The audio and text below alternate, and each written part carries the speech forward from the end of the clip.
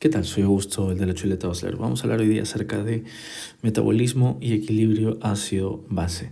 Vamos a tratar de evitar de aprender las cosas de memoria y vamos a tratar de entender cómo es que va sucediendo todos los procesos y así a lo mejor lo aprendemos mejor, entendiendo el porqué de las cosas y no simplemente arrojando términos como pH, acidosis, alcalosis, respiratoria y metabólica, sino entender realmente qué es lo que está pasando. Entonces, quiero que tengamos en cuenta que hay dos sistemas aparatos muy importantes para mantener un buen equilibrio ácido-base. Uno es el sistema respiratorio, vamos a ver qué pueden hacer los pulmones para mantener el equilibrio, y el sistema de excreto renal, ¿no? El sistema urinario, los riñones, qué es lo que pueden hacer para mantener el equilibrio ácido-base, que el metabolismo en realidad empieza en las células, y las células pues necesitan nutrientes para poder generar energía para nosotros poder vivir, y se producen pues sustancias de desecho.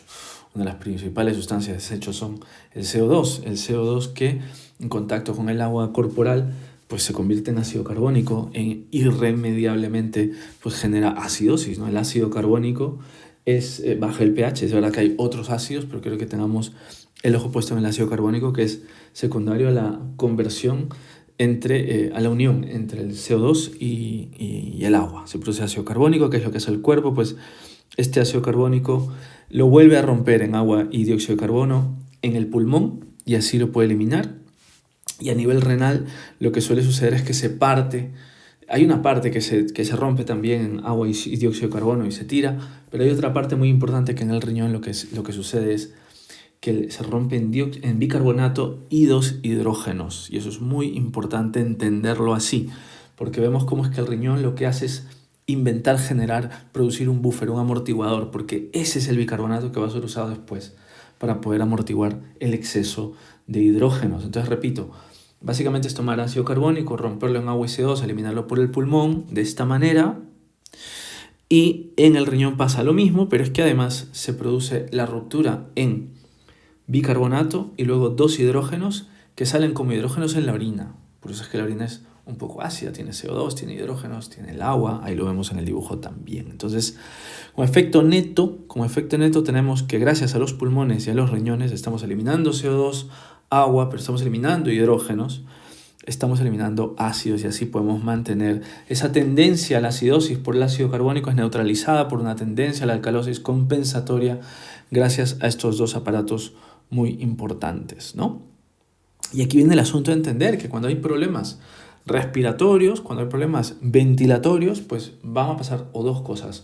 O elimino mucho dióxido de carbono o no elimino bien el dióxido de carbono. Si estoy eliminando poco dióxido de carbono, me estoy quedando con hidrógenos, entonces vamos a tener una tendencia a la acidosis respiratoria. Si yo estoy eliminando mucho dióxido de carbono, voy a tener una tendencia a que el pH suba, a tener alcalosis respiratoria. Y en el riñón, el marcador es el bicarbonato, es el que estábamos hablando que se producía.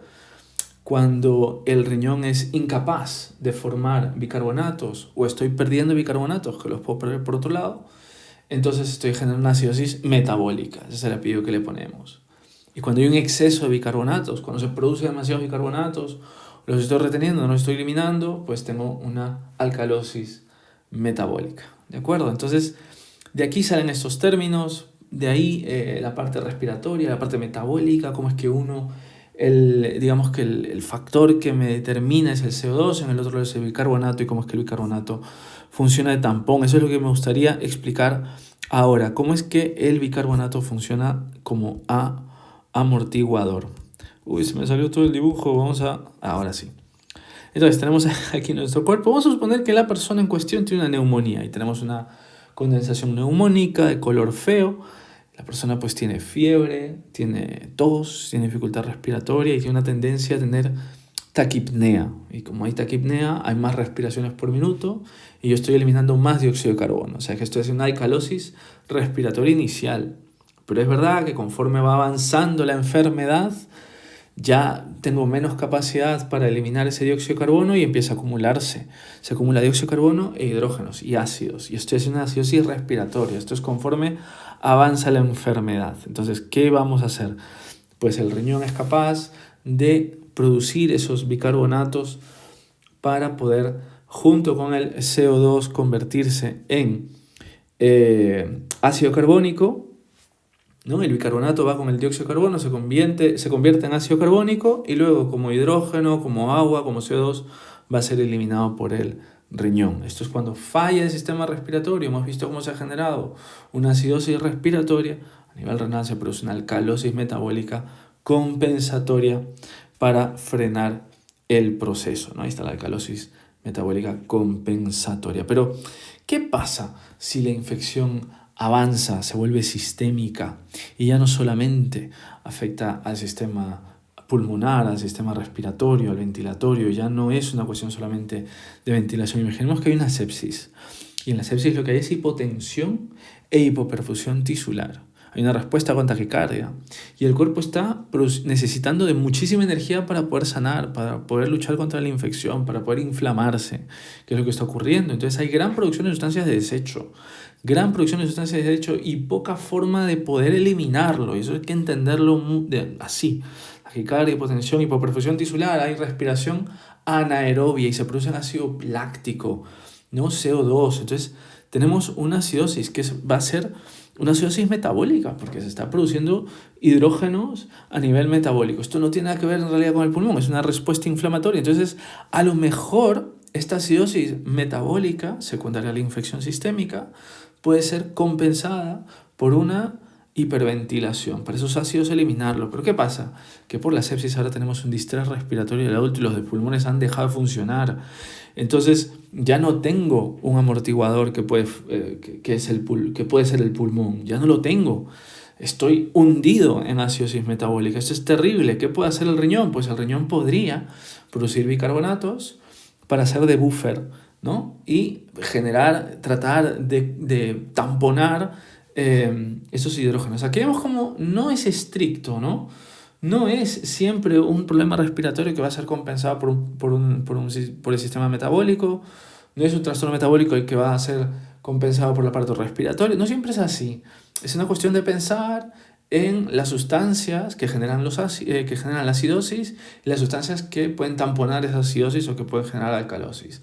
Entonces, estoy en una situación de hipoperfusión tisular, estoy lleno de CO2, de ácido láctico, entonces no tengo pulmones, no tengo cómo eliminar CO2, pero tengo riñones, y los riñones lo que podrían hacer es producir bicarbonato para generar el tampón necesario, coger ese CO2 y eliminar la manera de agua de hidrógeno y carbonato, de CO2 y agua. Pero ¿qué pasa si estamos en sepsis? No hay perfusión renal.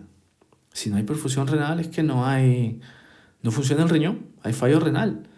Y estoy hundido en la sepsis. Por eso es que la sepsis nos mata tanto y tan rápido, por el fallo orgánico que va generándose secuencialmente. No solamente eso, sino que como no funcionan los riñones, no tengo bicarbonato y tengo un déficit de bicarbonato. Esto lo llamamos déficit de bases. Eso suele suceder. Esto es cuando la base exceso, ¿no? Cuando uno ve una gasometría, está ahí el CO2, el bicarbonato, el oxígeno, base exceso. Cuando la base exceso está en negativo, eso en realidad salía como que hay déficit de base. He estado tan expuesto a una acidosis y con un fallo orgánico tan brutal que mis riñones no producen bicarbonato. No tengo quien produzca bicarbonato, ¿no? Entonces, cuando tengamos un paciente en acidosis y la base exceso está en negativo, tenemos déficit de base, preocúpense, porque la acidosis está avanzada, ¿no? ¿Cómo se arregla esto? Aparte de dar antibióticos para la sepsis, tengo que forzar la ventilación. Tengo que mover aire por el pulmón, pero acuérdense que si no hay perfusión, da igual cuánto aire meta. Entonces tengo que utilizar drogas vasopresoras. Drogas vasopresoras que lo que van a hacer es mejorar la circulación tisular y pulmonar y renal, además con los antibióticos para cortar el causal, para poder mejorar otra vez perfusión, ventilación y que estos sistemas de buffer puedan volver a funcionar, puede eliminar dióxido de carbono, puede eliminar hidrógenos y también pueda generar pues, bicarbonatos y que vuelva todo a la normalidad. Ha sido una explicación para que tratemos de entender mejor el metabolismo y el equilibrio ácido-base y que no sean solamente palabras que nos aprendamos de memoria.